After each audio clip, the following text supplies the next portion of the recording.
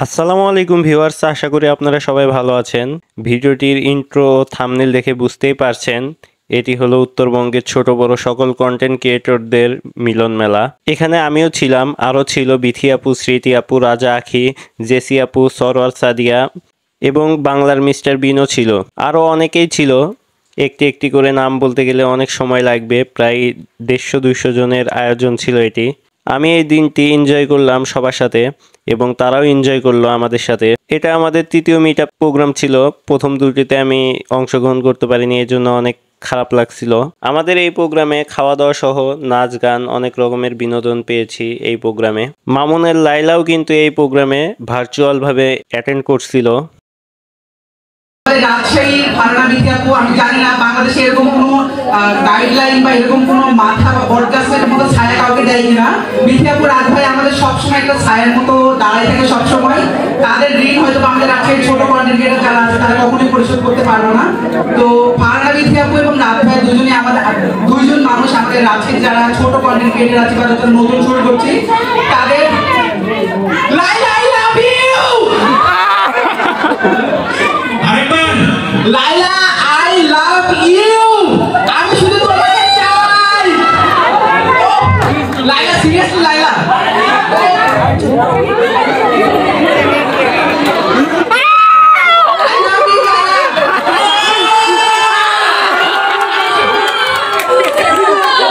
আমি শুধু তোমাকে চাই আর কাউকে না। একটু অডিয়েন্সকে দেখাই প্লিজ। আমার তোমার জন্য অনেক কষ্ট হয়, তুমি লাইফে অনেক স্ট্রাগল করছো, আমি অনেক স্ট্রাগল করছি। তুমি আমি একসাথে হইলে আমাদের পথটা সহজ হয়ে যাবে।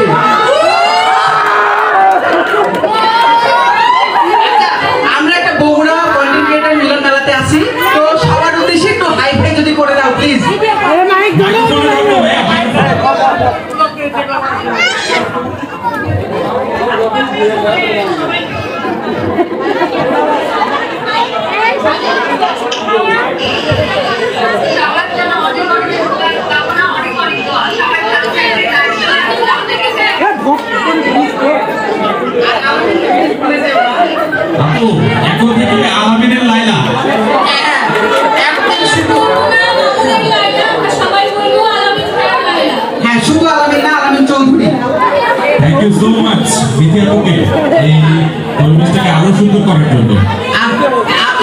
এবং সেই সাথে লাইলাকে অসংখ্য ধন্যবাদ আমাদের সাথে কলে যুক্ত হওয়ার জন্য। এবং সবচেয়ে গুরুত্বপূর্ণ বিষয়ে কথা বলেছেন চিকন আলী ভাই। ভাইয়ের কথাগুলো শুনে আমরা অনেকেই মোটিভেট হয়েছি, কাজের প্রতি আরও স্পিড বেড়েছে। এজন্য ভাইকে অসংখ্য ধন্যবাদ। সে আমাদের অনেক অনুপ্রেরিত করেছে, বিশেষ করে আমাকে মোটিভেট করেছে ইউটিউবে কাজ করার জন্য। তো ধন্যবাদ চিকন আলী ভাইকে। চিকন আলী ভাইয়ের গুরুত্বপূর্ণ কথাগুলো আমাদের অনেক কাজে লাগবে, এগিয়ে যাওয়ার জন্য মোটিভেট করবে। চিন্তা করলাম তার এই গুরুত্বপূর্ণ কথাগুলো আপনাদের সাথেও শেয়ার করি। তো শুনুন চিকন আলী ভাই কি বলে। শালী হইলে কি হবে আর অপবিশ্বাসের বোন না হলে কি? শাকিব খানের শালী হলে ফাইটতে যাইবা কেন? আর হিরো আলমের শালী হলে চুপসে যাইবা। এখন তুমি বেছে নাও, শাকিব খানকে নিবা না হিরো আলমকে নিবা? আচ্ছা, আমার ফেস কার সাথে যায়, অপবিশ্বাসের সাথে না রিয়ামনির সাথে? না, তোমার ফেস তো যাচ্ছে অন্যদিকে। না, পরিমনির সাথে। কিসের পরিমনি? বুবলির সাথে না। তুমি বললেই তো হবে না। আমি বললেই কি সব হয়? দর্শক যেটা বলবে সেটাই। তুমি তো সবসময় আমাকে জেলাসি করো। তাহলে তো বাচ্চা হইতো 80টা। কি? আমি বললেই যদি হইতো। তোমার কয়টা বাচ্চা?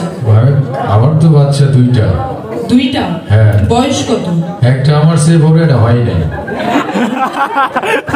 সেগুলো কি গুগল থেকে ডাউনলোড করেছো? না, ফেসবুক। ফেসবুক থেকে বাচ্চা হয়? আমরা নিছি। আপনাদের কারোর ফেসবুক থেকে বাচ্চা নেওয়া হয়েছে কখনো? এখানে সবাই কন্টেন্ট ক্রিয়েটর, এরা বাচ্চা করায় ছাড়ে।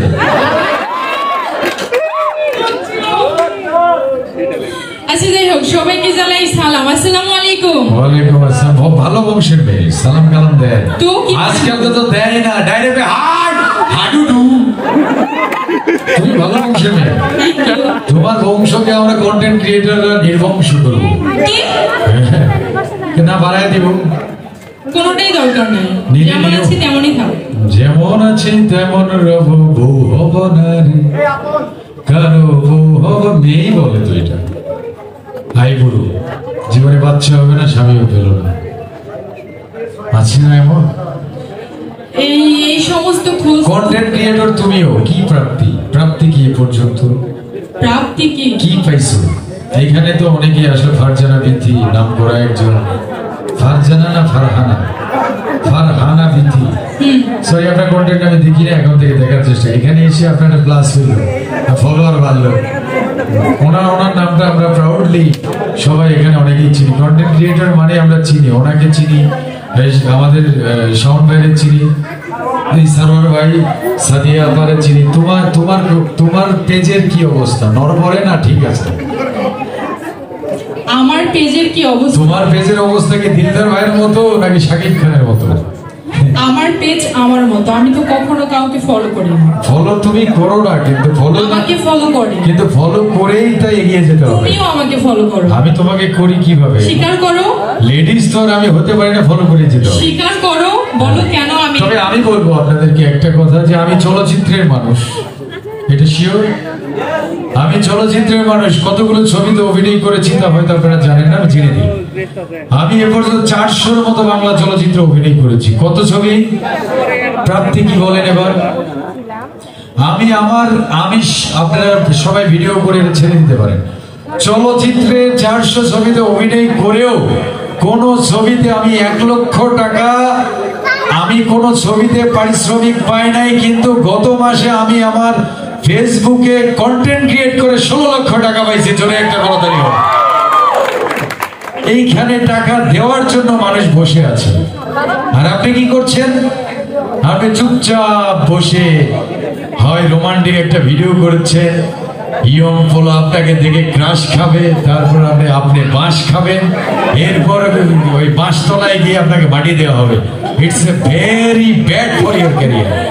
আপনি চিন্তা করতে হবে দর্শক কি খাচ্ছে আর কি চাচ্ছে, সেইটা নিয়ে আপনাকে কন্টেন্ট করতে হবে। কে কয় টাকা আনলো ওইটা চিন্তা যদি করে, তাইলে আপনি লেজে গোবে মার খাবেন। তুমি কে রে বাবা?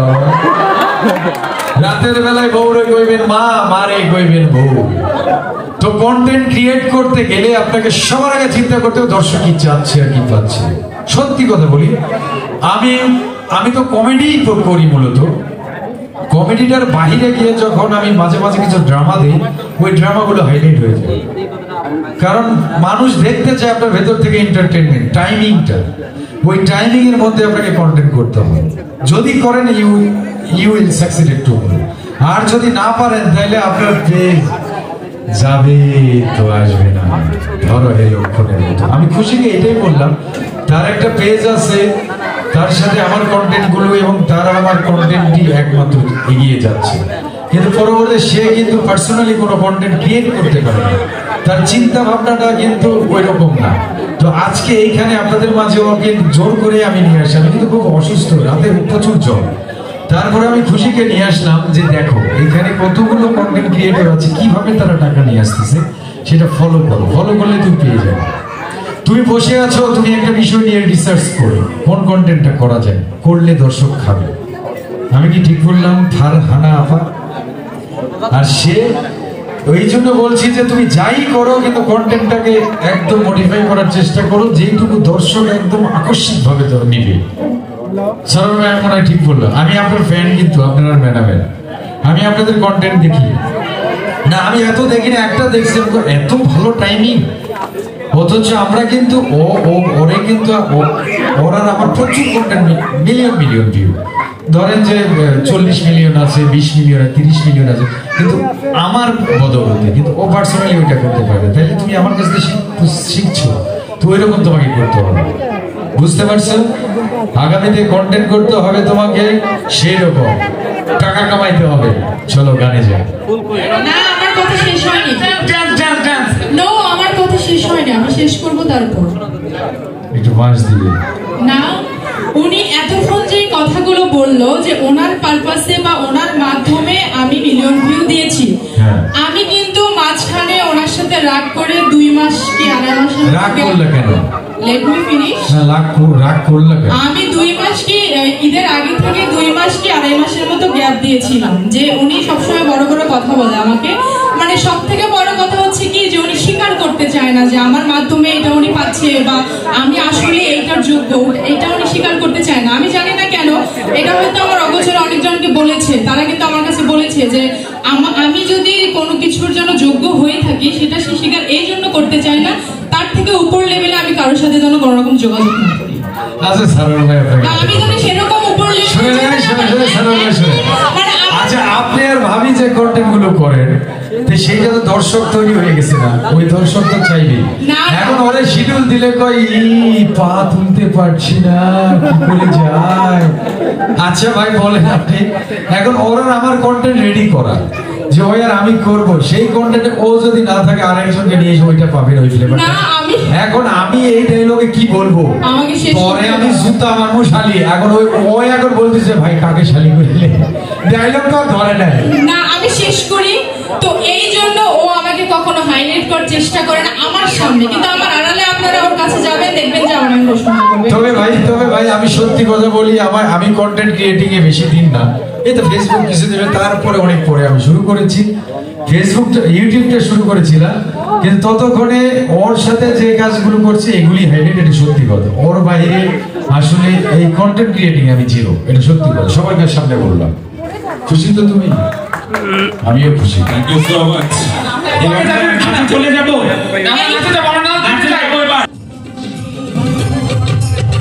কি কথা লুকাবে তুমি প্রেমের ছল তোমার বুকের তলে।